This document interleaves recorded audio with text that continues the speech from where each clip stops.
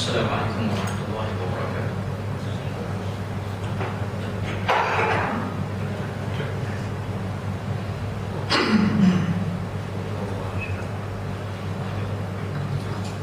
Alhamdulillah, wassalatu wassalamu ala rasulillah khatamin nabiyyin wa imamil mursalin wa ala alihi wa sahbihi wa man sara ala nahjihi ila yaumiddin. Subhanaka la ilma lana illa ma 'allamtana innaka antal alimul hakim. Allahumma rabbi shrah li sadri wa yassir li amri wahlul 'uqdatam min lisani yafqahu qawli. Allahumma rabbi yassir wa la tu'assir wa tammim lana bi khair. Alhamdulillah, pada malam ini kita dapat bersama asal berjumpa ataupun boleh kita dapat bersama. Berjumpa hamba tak dapat bersama kerana berada di negara Qatar. Alhamdulillah, balik dari yang ini pergi ke Qatar berkaitan dengan program Tijan An-Nur yang kita sebut sini ini.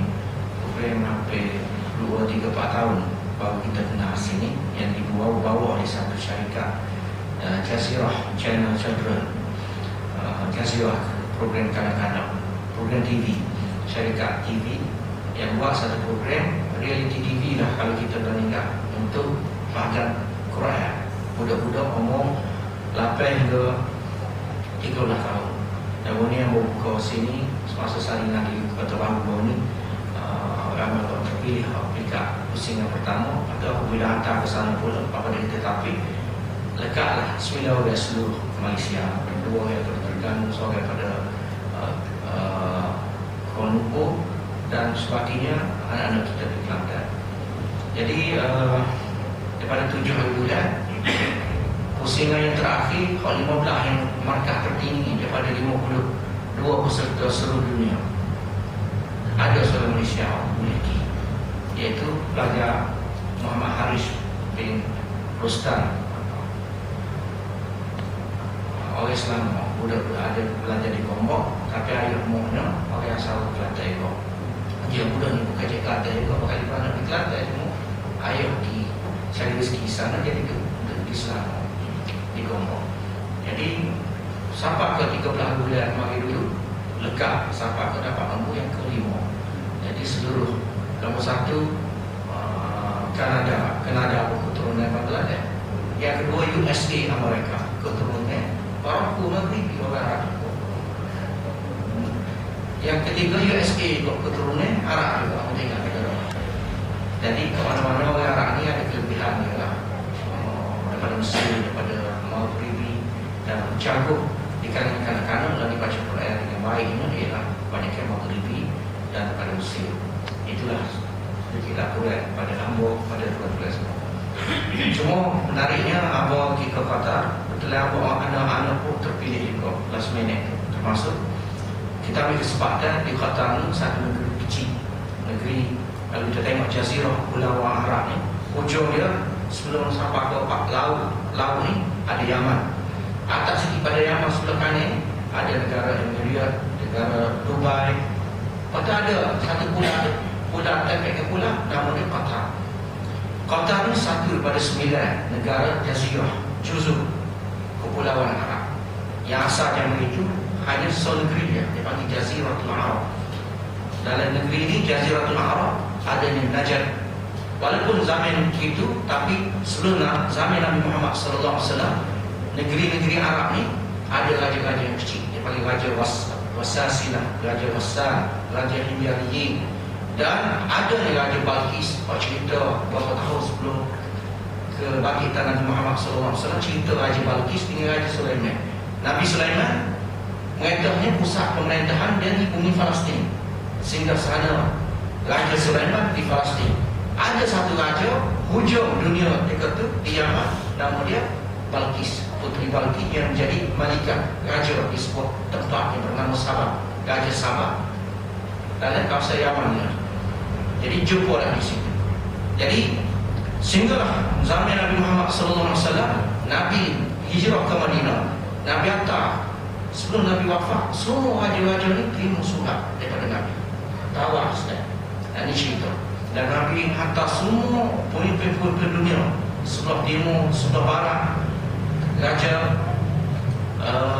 Herakl, Raja Rom, pembesar Rom, penguasa dunia ketika itu, dan termasuklah raja-raja kecil di sebelah Jazirah Arab. Dan hampir seluruh Jazirah Arab ini sebelum Nabi wafat musuh kemudian Islam. Melainkan ada lepas pada itu sebab zaman Khalifah Abu Bakar ada yang murtad, termasuklah Musailimah Al-Kadzdzab, dan Sayyidina Abu Bakar hantar bala terus balik membuatkan kembali kepada Islam. Dan sampai ke zaman Sayyidina Umar, Islam ini berkembang ke atas sampai ke sebelah timur. Islam ini sampai ke Rusia sebelah sana, pembesaran Futuhat Islamiyah zaman Sayyidina Umar Al-Khattab. Kemudian Arab ini satu negeri ya, sehinggalah penghujung Khilafah Utsmaniyah Turki. Kita ingat kerajaan Khilafah Utsmaniyah Turki jatuh antara 1924 secara resminya. Raja Turki dihalau daripada bumi Turki dan pemerintah baru, dinasti baru, pemerintahan siapa dia? Mustafa Kemal tadi, Turki baru bermula 1924. Jatuhnya Khilafah Utsmaniyah Turki.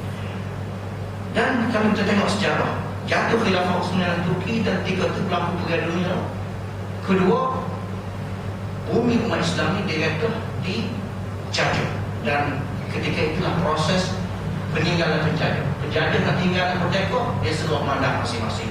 Termasuklah kita Malaysia. Kita Malaysia dia kata boleh merdeka, dia tinggal kakak dia. Namun dia Lorek tu induk dia tinggal. Kita sampai kau ini kalau krisis pelbagai ayat, tafsir pelbagai ayat apa, kena hantar menteri hakimnya kita. Dia enggak, tinggal kita tengok. Tanya anak cucu Lorek, gapo untuk memoyak. Hingga kita. Negara Arab apabila jatuhnya Khilafah Utsmaniyah Turki, pecah kerajaan Ashraf jadi Raja Jordan. Raja Jordan ni keturunan Bani Hashim semua. Ashraf ni pengusaha Mekah, orang mulia dia masuk Ashraf. Apabila berlaku perang saudara dan pemberontakan ada jatuh Khilafah Utsmaniyah Turki, ada usaha daripada pokok pemimpin perang. Maka rupanya British masuk menyelinap, cocok pemimpin pada keturunan Badui,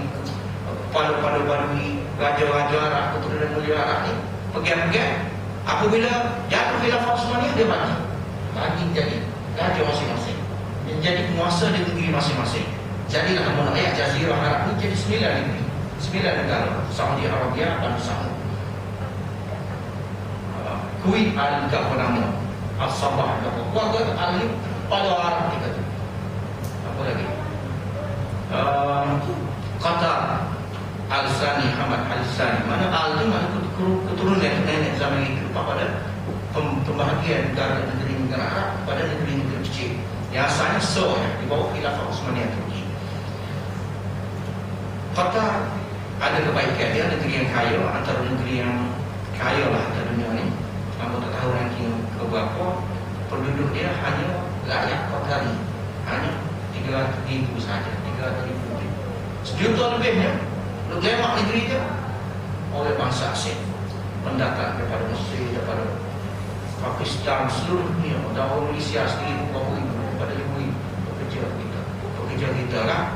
Bahagian yang mesti minyak, gas yang gaji besar 2-3 kali, 4 kali ganda daripada kerja di negeri kita. Rakyat dia jadi token-token sebab milioner lah. Ini keadaan di kota. Walau bagaimanapun ada kebaikan, kita tengok al-amn wal istiqrar, rasa keamanan itu berlaku di tempat dia. Tak krisis apa ni, kes-kes jenayah boleh kata hampir tidak ada. Itu di antara ketenangan kita rasa. Curi barangkali kerana kesenangan yang ada. Rakyat sendiri tak duit cukup dah. Sebab kita ni daripada hak kecil, hak bodoh sekali, dia curi cara bodoh sekali, sampai hak curi pun dia curi cara curi. Sebab tu kita betul tak? Dia boleh jadilah antara faktornya. Dan satu lagi, Hamadullah Al-Hassani menjadi Amir Qatar. Dia suka lindungi ulama. Ulama sekitar daripada Syria, daripada Mesir, Palestin, tokoh-tokoh yang menjadi buruan musuh-musuh di tempat masing-masing masuk ke Qatar, tempat lindungi. Ini istimewa. Adanya di Qatar ni, pemimpin Hamas yang diburu oleh Mossad Israel bernama Abdul Walid Khalid Mash'al.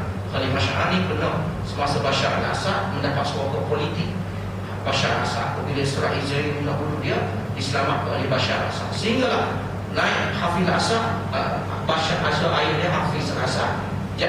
Mati Hafiz al-Assad, naik Bashar, dan berlaku apa yang berlaku di Syria ini, dia lagi ke Jordan, dilindungi oleh Raja Hussein ataupun pada tuan dia Gajah Abdullah.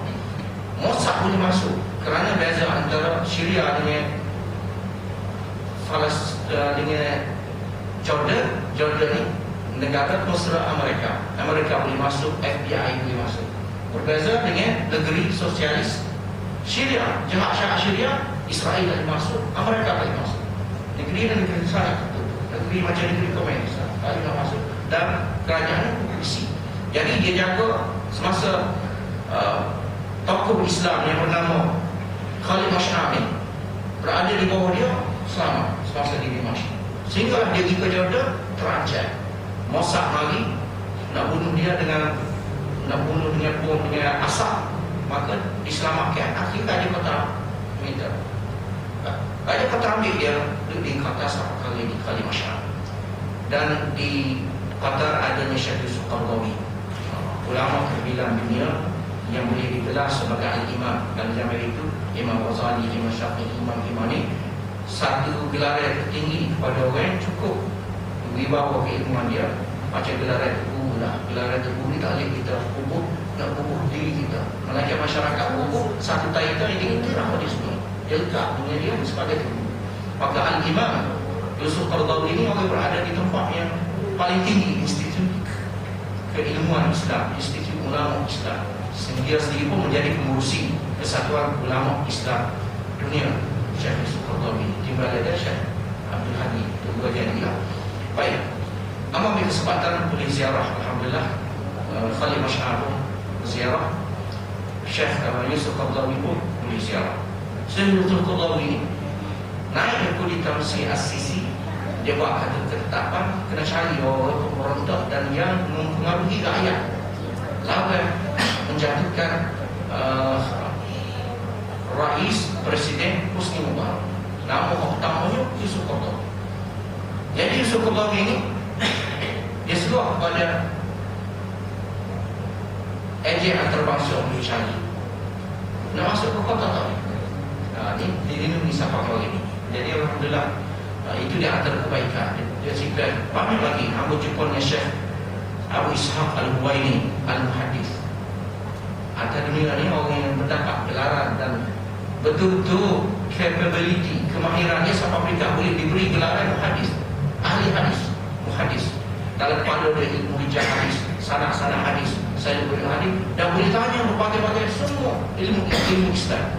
Syekh Abu Ishaq Al-Huwaini juga asal dari Mesir, lalu berada di lindungan di Qatar. Alhamdulillah sempat ziarah dia. Tua dah. Lebih banyak lagi tokoh-tokoh kuburnya di Qatar ni. Dia lindung semua ulama-ulama kubur situ. Orang hebat-hebat, kenapa? Diselamatkan oleh Raja Qatar. Ini di antara kebaikan Raja Qatar. 3-4 tahun lepas musim haji, Raja Qatar ingat Hamad Sari masuk ke pemerintahan. Dia berani dia masuk kerana dia biasa letaknya kepungan dan tempat yang berbahaya perang Israel. Dia masuk semasa Mursi jadi presiden. Dia ambil kesempatan masuk ke Gaza. Jadi ini di antara lebih kurang gambaran jendela dunia Islam yang boleh hamba kongsi pada tuan-tuan. Dan kita dapat saksi negara Arab ini negara yang betul-betul Nabi sallallahu alaihi wasallam sebut. Nabi sallallahu alaihi wasallam sebut semasa Jibril bagi tanya Nabi tentang iman, Islam, ihsan, dan akhir sekali ditanya tentang kiamat. Muhammad, bila berlaku kiamat? Dan Nabi jawab, kiamat aku tak tahu. Jibril tanya, sebutkan asyratuha, tanda-tanda dia. Nabi sallallahu alaihi wasallam jawab, antaranya antara al-hufat al-urat al-alata ri'a asya yatatawaluna fil dunia. Maka tengok orang yang berselipar, tidak berselipar, berkaki ayam, mengembala kambing, sesak, fakir, miskin, Satu masa dia berkubu abingan. Negara Arab ni bila kaya sebenarnya? Sekitar lepas pada jatuh khilafah sebenarnya itu 1924. Apabila bagi penjajah bagi jadi raja masing-masing, negeri memang ada hasil masuk petroleum ada, semua pakai wak kaya apa? Kaya raya, Mekah kaya, Jeddah kaya, dan sekarang ni Pak Nabi sebut sedang rancak pula manusia berlomba-lomba wak bangunan tinggi-tinggi. Siapa kau betul Mekah pun tahu wak paling tinggi. Terus sesergap orang masuk tidak tengok Baitullah, tapi kagum tengok atas pada Baitullah. Di Jeddah akan buat satu tower yang paling tinggi lebih pada Dubai. Satu ketika dulu kita bahasa seluruh menara Petronas kita, KL, antara menara berkembang yang tinggi atas dunia. Lalu negara Arab buat lebih tinggi lagi, dan mudah buat lagi tinggi berganda-ganda di Jeddah. Manusia di Jeddah, di Mekah, Padang teruja tengok bangunan tinggi. Bangunan tinggi ini isyarat-isyarat kiamat yang disebut Nabi Sallallahu Alaihi Wasallam.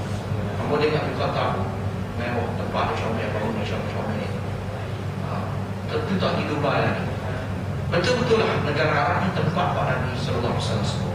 Dan tanda kiamat 10 tanda kiamat besar, keluarnya api daripada Hijaz, akan keluarnya api daripada Yaman, Adan, yakhruju narun min Adan, wa yuhsyarun nasu wa yanfurun nasu ila mahsyarihim.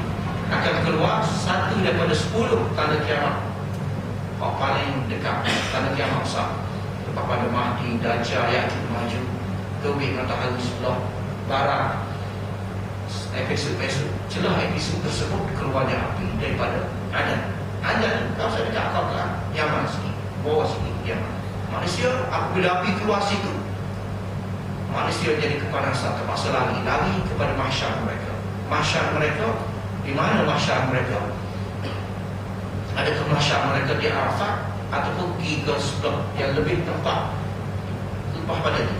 Manusia apabila panas di zaman ini akan berlaku panas, dan meteorologi dia mengandaikan akan berlaku kepanasan. Lalu semua orang kecek kepanasan global. Kutub utara pak salji tidak setinggi empah dah. Petanda-petanda kepanasan global ni terancam. Dunia menerima ancaman kepanasan global. Kalau masuk kepanasan global ni disalahkan kepada manusia kerana pengurusan manusia. Habis setiap manusia termasuklah educator, keberanian, dan semua menjadikan dunia yang panas. Ini apa yang disebut, dianalisa, dibuat laporan oleh manusia. Tapi gambarannya Nabi Sallallahu Alaihi Wasallam sebut dunia ini akan panas. Kalau penghujung dunia semakin panas, dan kemuncak panas akan berlaku sanawat 3 tahun turun Allah sekali langit daripada turunnya hujan. Meteorologi mengandaikan akan berlaku 3 tahun panas, ekstrim panas yang terlalu sangat panas. Hadis Nabi sebut panas ni, satu yang kita dapat faham ialah sebelum Dajjal keluar. Dajjal tak akan keluar melainkan dunia ni menempuh suasana kemarau yang sangat. Dalam kemarau ni lah manusia tak cukup makanan, manusia jadi daging, manusia bunuh kerana tak cukup berat, manusia kelaparan, manusia kering. Dan tiga ni Allah uji dengan kemunculan Dajjal. Dajjal boleh mengamali dan uji pada manusia air yang diperlukan oleh manusia. Jadi kalaulah ada yang disebut sekitar tahun 2019 ada 10,000, 18 Allah Ta'ala ada. Tapi kalau nak berlaku dekat, kita orang beriman ini ada seorang peringatan. Kita tahu benda ni. Cuma orang beriman ini dia tak leka. Dia rasa nikmat yang dia rasa hari ini, pembangunan yang dia rasa hari ini, dia tepuk dengan rasa benda ni sebagai ujian yang bersifat sementara tunggu ujian yang lebih hebat lagi. Ujian kepanasan, ujian Allah Ta'ala buat dunia ini kemarau, dan ujian yang besar lagi ialah ujian Al-Masih Dajjal. Kita diuji dengan Al-Masih Dajjal. Al-Masih Dajjal dia berkait dengan ujian Imam Mahdi. Imam Mahdi Apabila sebut Imam Mahdi, kita jangan rasa sebut Imam Mahdi kan sedap kita. Imam Mahdi jalan kita menjadi peturut Imam Mahdi. Ingat, suasana kemunculan Imam Mahdi, gambar manusia kita. Gambar manusia kita. Tak boleh tuan-tuan hari ini. Tu alim orang lelaki, tak lagi no. Kamu tengok page Yusuf Qaradawi, betul lah kita tak berapa tengok, jaga juga. Betul lah, boleh gambar kita semasa saya begitu. Kameraman dia, fotografer dia ambil, adalah gambar bodoh sebelah dengan budak untuk baca Quran. Jadi menyebabkan kita tengok dan kita baca komen-komen. Allahu Akbar. Lama pembenci ulama. Kutuk ataupun kau gitu ya, kutuk Yusuf Qaradawi. Jadi tak boleh lah kalau dia tinggal dia bersihnya orang kutuk bahasa bodoh ini. Tak boleh dia Yusuf Qaradawi, orang alim-alim atas dunia, orang kutuk. Arab, manusia Arab ni tak ada hati. Dia kata tamu kau bahasa Qaradawi, mu kalimah, mu ni pada perpecahan. Maka komen-komen Arab dahsyat daripada kita bahasa seria tengok komen-komen manusia dalam FB nakal dan budak-budak lain, hina ulama, hina Islam, hina ini. Tapi boleh kita tengok orang Arab, ya Allah, tak tahu Islam kecil, dia boleh gambar cik dia herdik, benci, kutuk ulama. Apabila kita tengok baca Imam Mahdi ini satu bala tentera masuk segala Mekah semasa berlakunya bai'ah Imam Mahdi. Imam Mahdi akan berlaku di saat berlakunya selisih kerajaan huru-hara, kerajaan yang jaga Mekah. Kerajaan kita kata macam kerajaan Saudi lah. Dan kata tetap Saudi itu takut berlaku Allah ni, takut tak ada. Tapi kerajaan itu huru-hara perebutan kuasa. Anak-anak putera raja guru dan jadi raja dan tak stabil, sangat tak stabil dan manusia telah pecah dan belah dan perang sehinggalah wadi Mina mengalir lalu nampak air mengalir lalu bukan air hujan, air lalu. Apabila berlakunya bai'ah dan orang kecek nak Imam Mahdi muncul, sebahagian orang Islam kesal, ulama-ulama orang raji dia kata tahu Imam Mahdi ada di kalangan kita dan berlakulah proses bai'ah. Bagaimana insyaAllahnya Allah Ta'ala beri rahmat dia disebut hadis Nabi sallallahu alaihi wasallam sebut gambarannya Allah memberi Islam, memperbaikan keadaan umatnya agak luar biasa dalam tempoh satu malam. Imam Mahdi daripada orang biasa dan ketika tu orang ramai-ramai puhara dalam tempoh satu malam karamah kemuliaan Allah berlakunya bai'ah Imam Mahdi. Walaupun begitu lama orang Mekah ni daripada kota Mekah kerana Nabi sallallahu alaihi wasallam sebut dalam hadis riwayat Muslim Bukhari, Yaghzu al-Ka'bata Yaghzu al-Ka'bata jayshun hum bi Baida, akan malis dia satu pasukan tentera. Pasukan tentera dia apa ni? Manusia orang haji. Mungkin dia kata pokok kita tu haji daripada Malaysia. Manusia Mekah ni apa? Tak punya hatinya apa? Ini persoalan. Aisyah yang meriwayatkan hadis ini tanya, wahai Rasulullah, kaif Nabi kata yusafu awwaluhum wa akhiruhum wa asbaquhum. Allah tenggelam kata perjalanan yang mereka nak ke Mekah nak selihat Mahdi, tak wadi dan protes pada pembai'ah Imam Mahdi. Allah Ta'ala tenggelamkan tentera ini daripada awal mereka sampai akhir mereka tenggelam ke bumi satu tempat yang bernama Baida. Hadis Nabi sebut Baida secara spesifik. Memang ada satu tempat yang bernama Baida. Perjalanan antara Mekah dan Madinah, tempat yang kering. Satu bala tentera ditelan bumi. Tentera ni manusia, orang beriman. Lawan yang mari lawan Imam Mahdi. Cuma Aisyah tanya, Kaifa yusafu awwaluhum wa akhiruhum. Aisyah tanya, wahai Rasulullah, pelik juga mereka ni pokok mari juru hanya di sini silap faham, selisih faham. Tapi bagaimana keadaan mereka? Kau jadi waktu ada orang yang baik, ada niat mari ni nak lawan orang tak juru tengok. Silap ya? Keadaan baik. Tetap taki, sama-sama terlibat, tetap taki. Silapnya, dia rasa aku itu musalah, maka bukan. Inilah suasana Imam Mahdi. Dia mati. Aisyah tanya, bagaimana keadaan? Semua di dalam bumi. Dan mahu takut. Nabi kata, yab'athumullah ala niyatihim. Mereka semua akan dibangkitkan di hadapan Allah dan semua dibangkit mengikut niat masing-masing. Hadis ini Imam Nawawi masuk dalam bab nombor 1. Bab ni cerita bab Imam Mahdi ni, cerita dalam bab ni. Jadi ramai-ramai terserah berapa jumlah Allah Ta'ala 1000 orang hari labir Imam Mahdi di Kota Mekah ni ada di kalangan mereka. Pak turun tengah jalan pergi kita pergi, orang ajak pergi pun tak pergi. Dia tak tahu apa. Ada di kalangan mereka ni yang kumpul kita ni, kumpulan Islam ni lagi perlu pada mari kita pergi juga. Ada di kalangan mereka pokok munafik, nak bercampur semua. Ada di kalangan mereka pendekil, dan ada di kalangan mereka memang lidah mereka tajam lawan ulama. Jadi tak boleh zaman ni entah pasal bodoh pilih kadang-kadang tak ada dengan maqam kedudukan.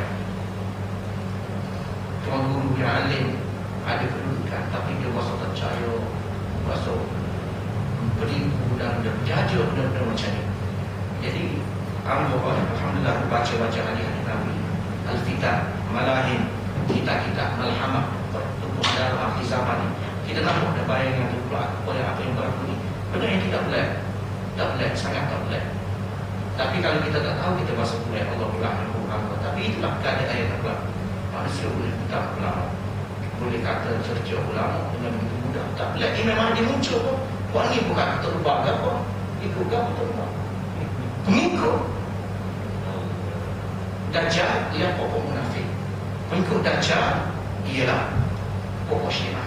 Pengikut Dajjal ialah pokok ahli khurafat. Ahli khurafat percaya ke magic luar biasa. Percaya ke kerib, percaya ke terubah, percaya ke ilmu kubah. Hak ni lebih mudah percaya ke Dajjal. Katakan Dajjal nak mari pada mana ni Kahuna, pokok depan nak semua ni pakai itu. Orang orang bisa semua. Jadi ke apa dia buat? Jadikan. Buat ni lah akan jadi mempertuhankan Dajjal. Dan soal lagi pokok munafik. Kalau dia buat nyanyi pada ulama-ulama dia ni Dajjal. Orang ni betul, orang ni sini. Dia kata orang ni Dajjal ni, orang ni pemimpin sendiri, boleh ikut dan boleh tukar dan macam-macam. Dunia yang diikut oleh Dajjal. Orang magic pun dia percaya kepada magic. Saktian yang ada pada Dajjal. Dia percaya ni Tuhan kita. Kalau lima dia akhir Dajjal tanya di mana? Tu mati bila? Mati dia 3 tahun lepas. Nama apa tu? Nama puan. Okey. Dia panggil puan. Mari dia peluk puan. Allah dia mari. Cik dia mati 2 tahun baru ni. Dajjal ni boleh pergi. Dia kata dia dah. Dia berbalik ya, kapur dia dah. Dia terima orang ni. Nak percaya dia. Habis itu kufur manusia dengan fitnah Dajjal. Kekufuran Dajjal berbagai-bagai dimensi dia bawa, mempengaruhi pemikiran, mempengaruhi cara manusia berfikir, dan manusia jadi kufur. Dan itulah yang dimaksudkan oleh hadis Nabi sallallahu alaihi wasallam, yusbihu rajulul mu'mina wa yumsi kafira. Allah Ta'ala alam masa setakat itulah kajian pada tiga ini dan itu. InsyaAllah pada sini kita sambung tentang hadis sallallahu alaihi wasallam fi kalamihi wa sukudihi wa tahkihi wa bukai. Petunjuk Nabi sallallahu alaihi wasallam. Nabi kecek juga, Nabi senyap, tak kecek, Nabi ketawa, dan Nabi menangis. Semua ini ada pada Nabi sallallahu alaihi wasallam. Dan kita tengok dimensi yang ada pada Nabi. Dia sudut ini, dia sudut kecek, dia sudut berdia, dia sudut berketawa, dan al-buka. Nabi ini menangis. Al-Mutan dan baca Allah Ta'ala alam dan apa yang bersebut itu menjadi tazkirah dan renungan kepada kita. Aku qawli hadza wa astaghfirullah li wa lakum wa billahi taufiq wal hidayah. Wassalamualaikum